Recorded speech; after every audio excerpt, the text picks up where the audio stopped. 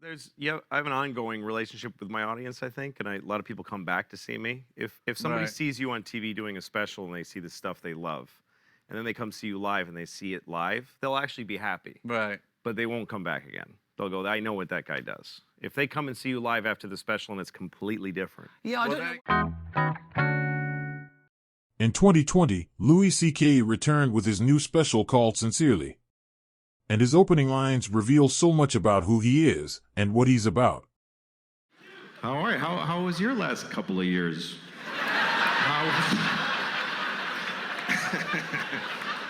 How was 2018 and 19 for you guys? Anybody else get in global amounts of trouble? Anybody else? So straight away he's acknowledging the fact that he got into trouble himself, but he does so in the form of a punchline. And look at his wording in the second sentence, global amounts of trouble. He could have said loads of trouble, or trouble all over the world. But the art of stand-up is all about mastering the language. It's about knowing exactly which words to use, and in which order to use them. And so by calling his predicament global amounts of trouble, it's both funny and gets to the point. And his third opening line? Wait till they see those pictures of me in blackface. That's gonna make it a lot worse. These lines, how they're crafted, and the circumstances in which he says them, reveal so much about him as an artist. And if you're watching this video, you're likely still a fan of his, and want to know more. So let's dig a little deeper.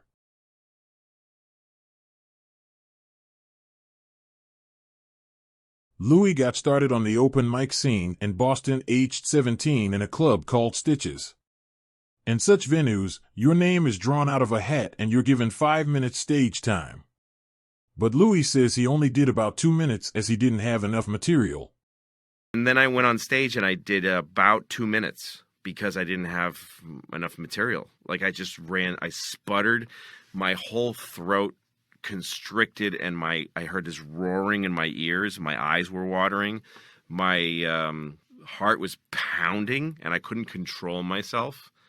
I couldn't think straight, and all these adults, like drinking adults, were looking at me like I'm an idiot, and I just walked off stage. Still, eventually he made his way onto local TV, and his act consisted of talking about his roommate, the dating scene, and smoking. All solid enough subject matter that he even started opening for Jerry Seinfeld in the late 80s. But it wasn't until much later when his material started turning confessional.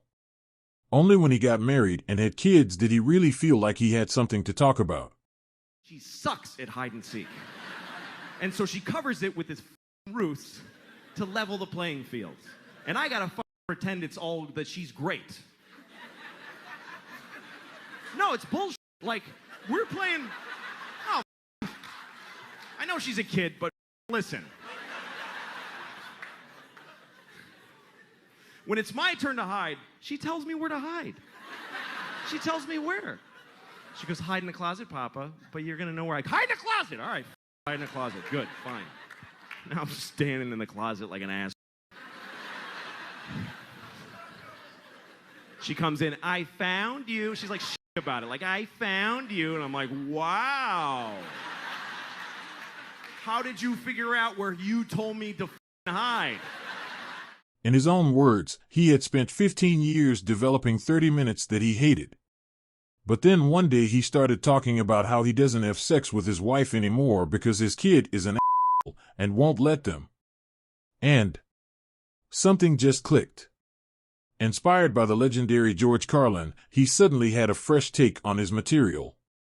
Well, okay, when you're done telling jokes about airplanes and dogs, and you throw those away, what do you got left? You can only dig deeper. Start talking about your feelings and who you are. And then you do those jokes and they're gone.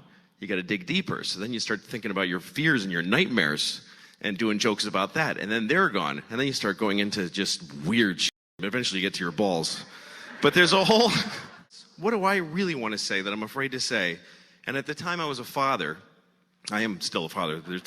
But at the time I had started, I didn't take off yet. The jury's out. My oldest is 8. I could still split. So far I'm still there. I was having a lot of hard time being a father, and I wanted to say it on stage. And one night I thought, okay, forget all the old jokes. I'm going to start again. And I thought of the first thing.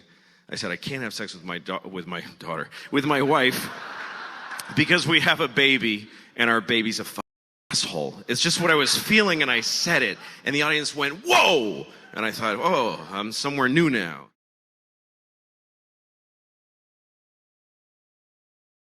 His real breakthrough came in 2005 with his HBO special, One Night Stand.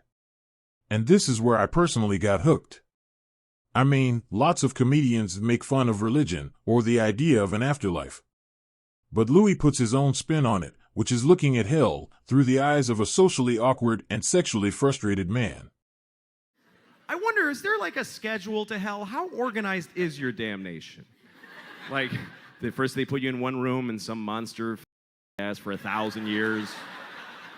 What if hell's not like that? What if I'm just standing in a hallway in hell, like, what do I do? Where do I go? Some demon walks up to me, hey, ah, and I'm like, ah, demon. And the demon's like, come on, suck my ah.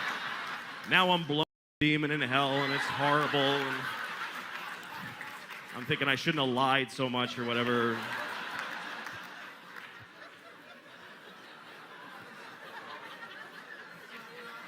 But here's my question. What if when I'm done the demon in the hallway? Which, how do you know when you're done the demon in the hallway? I guess when he comes fire ants on you, whatever. When I'm done the demon in the hallway, what if some guy in charge of hell walks up to me and goes, hey man, you didn't have to blow that guy, you know? He just hangs out here. He's not part of your damnation or anything. Some people may regard this bit as offensive or disgusting. But you can't deny how well crafted it is. Let's start with the opening. How organized is your damnation?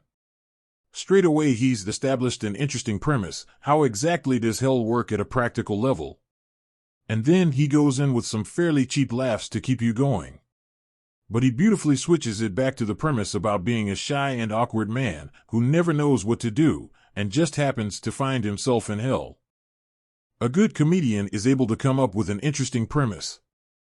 But the great ones are able to examine that premise from every angle imaginable, making it seem far-fetched, yet somehow still relatable. None of us has probably ever imagined doing that thing with a demon. But we all know how uncomfortable it feels being someplace new. That's why this routine is perfect.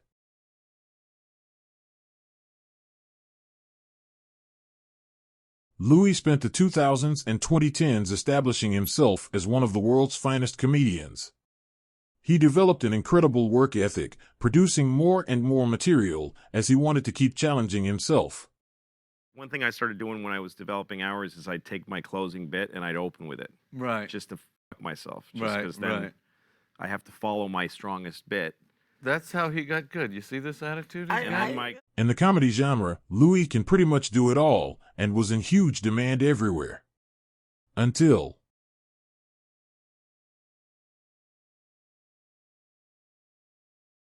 I'm not in any position to excuse or absolve his actions.